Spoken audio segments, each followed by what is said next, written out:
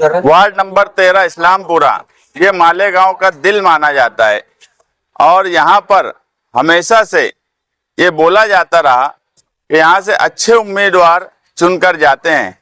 मगर पिछले कई सालों से कुछ ऐसे उम्मीदवार भी यहाँ से चुन के गए जो वार्ड की मर्जी के खिलाफ थे, लेकिन उसके बाद भी लीडर की मर्जी को यहाँ पे लोगों ने अपनी मर्जी माना। मगर इस मर्तबा कई उम्मीदवार यहाँ ऐसे दिए गए जो समाजी तौर पर लोगों की मर्जी के मुताबिक नहीं है, इस्लामपुरे की आवाम की मर्जी के मुताबिक नहीं है।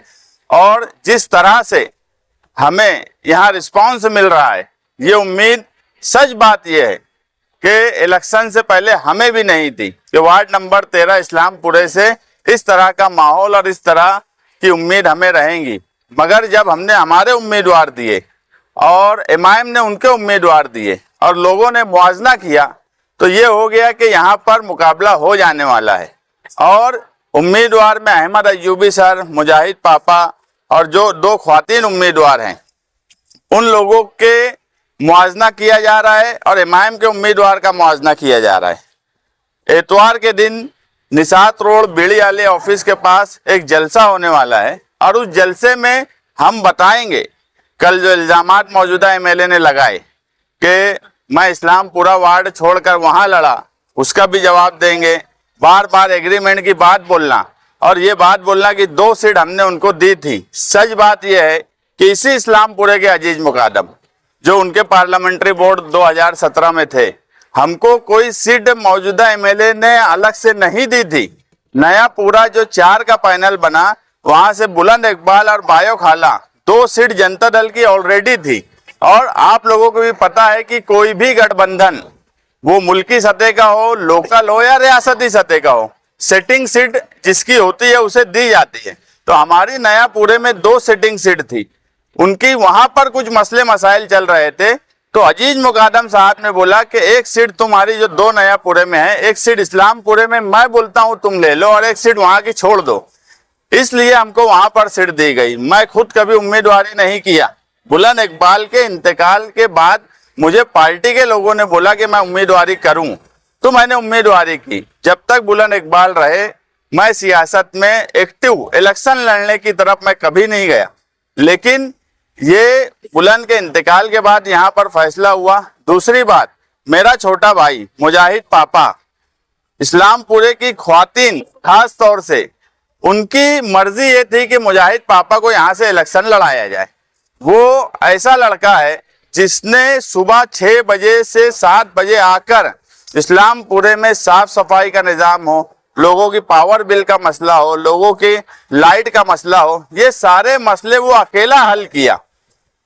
कुमार बाड़े से जिनको टिकट दिया गया वो कभी इस्लामपुरे में झांकने नहीं आए। और बाकी तो इतवार के दिन जो जलसा होने वाला है उसमें हम तफसील से बात रखेंगे कि हमारे उम्मीदवार क्या हैं और उनके उम्मीदवार क्या हैं।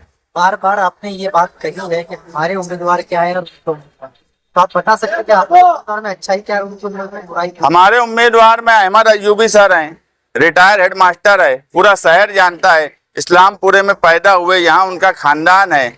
सियासी, समाजी, दीनी हर मामले में वो बढ़ चढ़ कर हिस्सा लेते हैं। समाजी कामकाज की दिलचस्पी है उनके अंदर। कोई भी मालेगांव शहर का आदमी ये नहीं बोल सकता कि वो जुआड़ी है, वो शराबी हैं, वो वीडियो चलाते।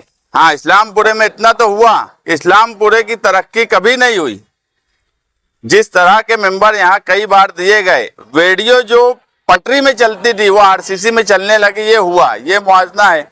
मुजाहिद पापा टीचर है, पढ़ा लिखा नौजवान है।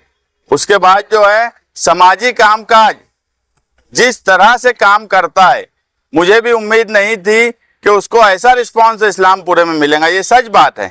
मगर जिस तरह मुझे इस्लामपुरे के लोगों ने बोला कि समाजी कामकाज, देखो पक्का एरिया है, बहुत कामकाज यहाँ नहीं होते, और काम मैंने भी किया। अंसार रोड का काम किया।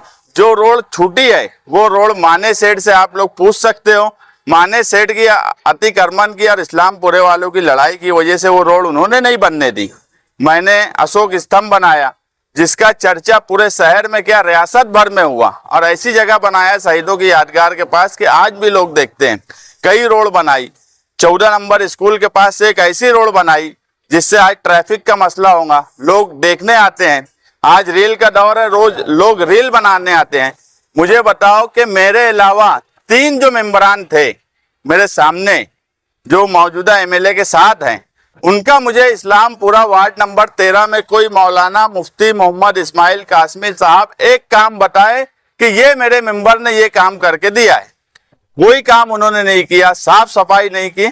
यहाँ पर सीधा सीधी लड़ाई है, यहाँ से पार्टी की बात नहीं है, किस पार्टी से हैं वो किस पार्टी से हैं, यहाँ लड़ाई सीधी सीधी है। मुआवजा करिए, उम्मीदवार का मुआवजा करिए। मालेगांव शहर में इस्लामपुरा दिल की हैसियत रखता है, ये धड़कता है तो इस मालेगांव चलता है।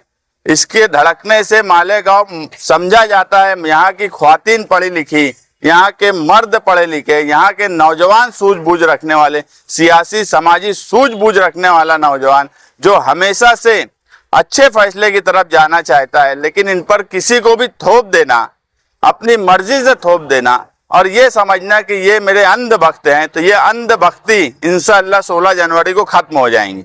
कल हैदराबाद के एक एमएलए ने काफी तनकीद किया। अरे जान दो यार, उनको काम धंधे नहीं है, छोड़ो।